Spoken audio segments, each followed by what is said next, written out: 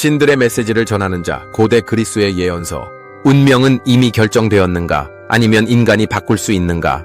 고대 그리스의 사람들은 삶의 중요한 순간마다 신들의 뜻을 구했습니다. 전쟁, 정치, 사랑, 그리고 죽음까지 모든 것이 신들의 의지에 달려 있다고 믿었죠. 그들이 답을 찾기 위해 찾았던 곳, 바로 예언서 오라클이었습니다.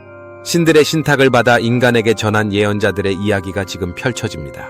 고대 그리스에서 예언의 의미. 고대 그리스에서 예언, 오라클은 신과 인간을 연결하는 중요한 통로였습니다. 신탁을 받는 것은 단순한 미신이 아니라 국가의 정책과 개인의 운명을 결정하는 중요한 요소였습니다. 특히 왕과 장군들은 전쟁이나 정치적 결정 전에 반드시 신들의 뜻을 물었으며 심지어 철학자조차 예언서를 찾는 경우가 있었습니다. 고대 그리스인들은 신들이 인간의 미래를 알고 있으며 특정한 방법을 통해 그 뜻을 전달한다고 믿었습니다. 그 방법 중 가장 중요한 것이 신전에서 신탁을 받는 것이었으며 이 과정에서 신의 대리자인 예언자가 등장하게 됩니다. 가장 유명한 예언서 델포이의 신탁, 델포이 아폴론 신전. 고대 그리스에서 가장 유명한 예언서는 델포이, 델피의 아폴론 신전이었습니다. 델포이는 세상의 배꼽, 옴팔로스이라 불릴 정도로 중요한 종교적 중심지였으며 신전의 여사제 프리스트리스인 피티아 파이티아가 아폴론 신의 뜻을 전하는 역할을 했습니다. 피티아는 신전 안에서 대지의 틈새에서 나오는 증기를 흡입한 후 무아지경에 빠졌다고 전해집니다. 이 상태에서 그녀는 신탁을 내렸고 사제들이 이를 해석하여 신도들에게 전달했습니다. 유명한 신탁 예시, 크로이소스 왕의 신탁, 기원전 6세기.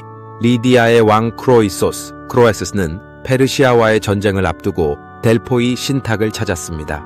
신탁은 큰 제국이 멸망할 것이다 라는 모호한 예언을 내렸고 크로이소스는 이를 페르시아의 멸망으로 해석했습니다. 하지만 전쟁 후 멸망한 것은 그의 왕국 리디아였습니다. 소크라테스와 델포이 신탁. 철학자 소크라테스는 델포이 신탁에서 소크라테스가 가장 지혜로운 자라는 말을 들었습니다.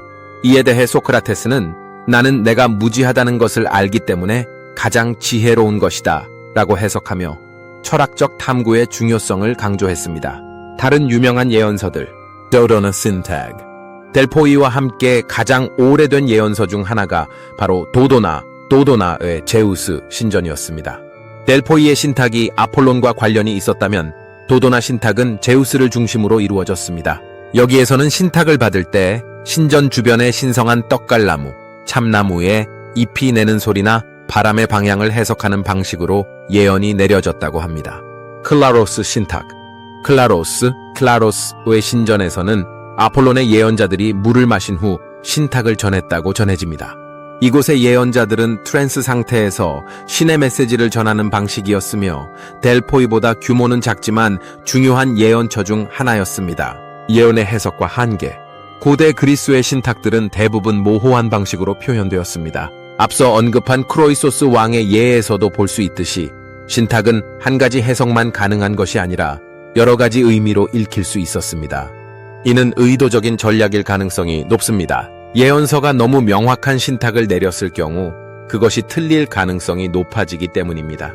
따라서 신탁은 여러 방식으로 해석될 수 있도록 모호한 표현을 사용했으며 이는 고대 그리스 문화 속에서 예언의 신비로움을 유지하는 중요한 요소였습니다. 예언서의 역사적 영향.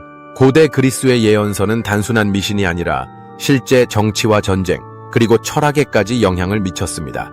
페르시아 전쟁 기원전 5세기, 델포이 신탁이 아테네인들에게 나무벽이 그들을 구원할 것이라고 말했으며 이를 테미스토클레스 장군이 해석하여 살라미스 해전에서 해군을 이용한 전략을 구사하게 되었습니다. 알렉산드로스 대왕. 그는 이집트의 시와 신탁을 찾아 자신의 신성한 왕권을 확인받았습니다. 수천 년이 지난 지금 과연 신탁은 단순한 미신에 불과한 것이었을까요?